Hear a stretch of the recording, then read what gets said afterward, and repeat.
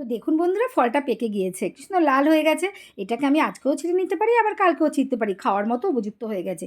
ফলটা খুবই ছোট হয়েছে, কিন্তু খেতে এত সুস্বাদু হবে যে কেনা ফলগুলো এত স্বাদ হয় না, যেহেতু এগুলো জৈব সারে তৈরি হয়।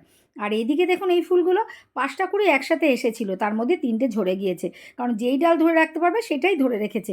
কিন্তু সবসময় আমাদের মাথায় রাখতে হবে যে সব কুড়িগুলোই ফুলে পরিণত হবে না, আর সব ফুলগুলোই ফলে পরিণত হবে না। তাও যাই হোক, যেইভাবে ধরে রেখেছে থাকুক।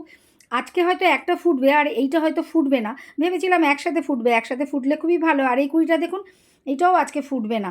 আর তারপরে দেখুন আর একটা ছোটো কুড়ি এসছে, এটাও হয়তো কয়েকদিনের মধ্যে বড় হয়ে যাবে।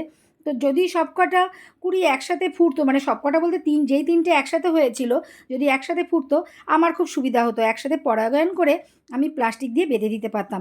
কারণ যা ওয়েদার, কখন বৃষ্টি নেমে যাবে তার কোনো ঠিক ঠিকানা নেই। তো যাই হোক, ওরা ওদের মতোই বেড়ে উঠুক।